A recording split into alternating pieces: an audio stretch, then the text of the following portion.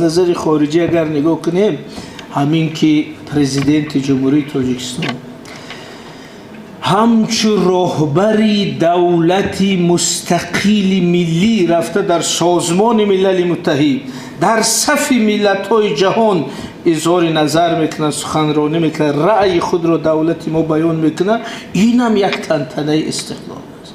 این هم چیزی است که ما هرگز نداشتیم. این گویا که من همیشه میگم که وقتی پرزیدنت جمهوری تاجیکستان همچون راهبر دولت مستقل تاجیکو میره در سازمان ملل متحد در همین منبر میبرد، اگر خیلی بدی کرده گیم گویا که خودی همین ارمان 1000 ساله ما در همون منبر رفته است. گویا که خودی استاد رودکی و خودی فردوسی و خودی استاد عینی آمده از در همین منبر هم خیلی احساس میکنید، چون که اینها همین ارمان داشتند.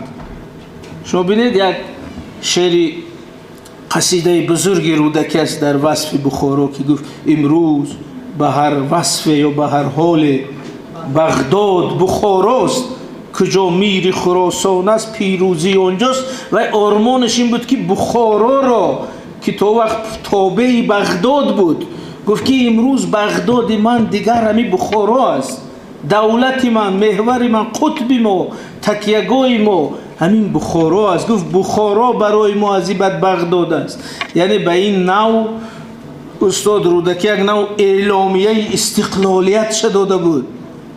گفت که بغداد همین بخارا است، دنبال بغداد نشوه. خیلی که ما گفتیم از دوره شوروی خیلی استقلال شده. بنابراین یکی از ایده های دولت سامانیان رها شدن از وابستگی خلافت و احیای دولت مستقل تاجیکان بود. این نبردی که با خلافت در چند ده ساله بود خب استادای تاریخ میدونن.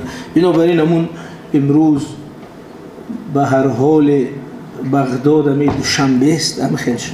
خب بنابراین ارمان عینی میگیم، چند بار گفتیم که همی استاد عینی، درباره استاد عینی بازم در قوسی اگر بگیم اگر اجازت باشه، همی استاد عینی در اصل سیاستمدار بودن، شاعر نویسنده نبود.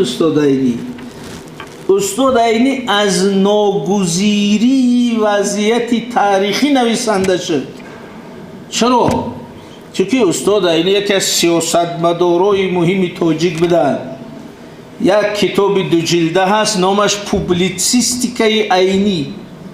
پوبلیتسیستیکا یعنی مقاله های سیاسی. شما ولی فقط همین عینی را همین مکتب کهنه و غلامان و مرگ صدخور و جلادان بخارا یا نبینه. این شاید از نظر ارزش نیمی آثار عینی نیست. از نظر ارزش مثلا کتاب تاریخ انقلاب بخارا، کتاب یادداشت‌ها، کتاب 2 جلده مقاله های سیاسی عینی، اگر شما عینی واقعی را خواهید شناسید، اما پوبلیسیستیک عینی 2 جلده است که همه این مقاله های سیاسی جمع شده است. و در اونجا شما میبینید که عینی درباره دولت چه آرمان داشت.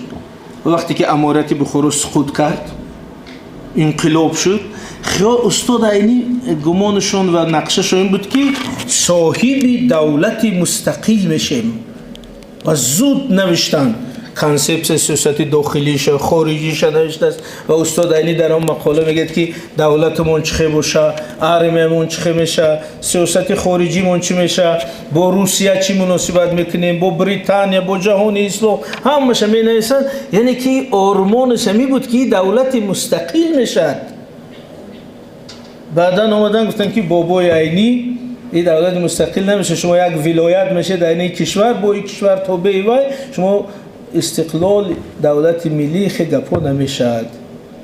بعد اون کس همه همسال و هم فکراش کشتن. استاد در ادبیات پنهان شد. از این رو ادبیات عینی، نویسندگی عینی این شخصیت دویومش است. این نظری ما مثلا عینی پیش از همه سیاستمداری بزرگ بوده و بسیار آثار سیاسی جدی دارد و اون باید در برابر می آثار ادبیش و آثار علمی سیاسیش هم جدی گرفته شود. همین ما بیشتر هم زیر نام ادبیات شاعر و نویسنده استاد عینی رو دیگر بسیار جنبه های شخصیت مانده. بنابراین میگیم وقتی که پرزیدنت جمهوری تاجیکستان سیاست داخلی خارجی رو معین میکند. وقتی میره در سازمان ملل متحد از نام این ملت مستقلانه گپ میزند، من میگم انمی لحظه تنتنه آرمان عینی است.